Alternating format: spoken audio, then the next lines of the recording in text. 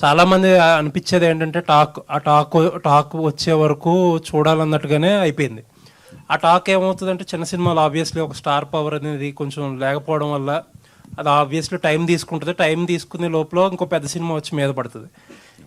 ఇంకేదన్నా చిన్న సినిమాలు డిఫరెంట్గా చేయాల్సిన అవసరం ఉందని అనుకుంటున్నారా? డెఫినెట్గానండి. ఎందుకంటే ఇప్పుడు యాజ్ ఆఫ్ నౌ ఉన్న ట్రెండ్లో ఫస్ట్ ఆఫ్ ఆల్ జనాలు బిజీ అయిపోయారు. వాళ్ళు ఇన్స్టాతో కానీ లేదంటే వాళ్ళకున్న సోషల్ మీడియా కానీ వాళ్ళకున్నప్పుడు యాక్టివిటీస్లో జనాలందరూ కూడా చాలా బిజీ ఉన్నారు. ఇదివరకు ఏంటంటే ఒక సినిమా తీస్తే చాలామంది వచ్చి సినిమా తీస్తే ఒక మంచి పేరు వస్తుంది, లేదా ప్రొడ్యూసర్గా నేను బయటకు తెలుస్తాను అని చెప్పి చాలామంది వచ్చి ఇక్కడ సినిమాలు తీసి వేరే వేరే వ్యాపారాల్లో సంపాదించుకునేవారు. ఇప్పుడు మేము సినిమా తీస్తే జనాల దగ్గరికి వెళ్ళి బాబు మేము సినిమా తీసామని చెప్పుకునే స్టేజ్ ఇప్పుడు ప్రజెంట్. ఇది ఎంతమంది ఏదనుకున్నా కూడా హానెస్ట్గా పోతే ఇదే విషయం.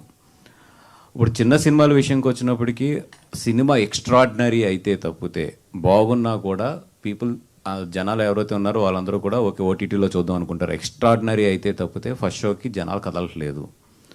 మంచి కొంచెం mid range above mid range అయితే ఫస్ట్ షోకి వస్తున్నారు. చిన్న సినిమా చాలా బాగుందంటే సాటర్డే నైట్ నుంచి ఫుల్ అవడం మొదలెడుతుంది. ఫుల్ అంటే 60-70% రావడం మొదలెడుతుంది. సో ఈరోజు చిన్న సినిమా ఏది బాగున్నా సరే థియేటర్స్లో మాత్రం it's a very limited revenue only. ఎవరన్నా మీకు సినిమా ఇండస్ట్రీ చాలా బాగుంది రండి పెట్టుబడులు పెట్టండి అంటే మాత్రం అది నమ్మద్దు. చిన్న సినిమాలు అయితే మాత్రం బాగున్నా కూడా ఇక్కడ ఎవరికి వర్కౌట్ అవ్వట్లేదు.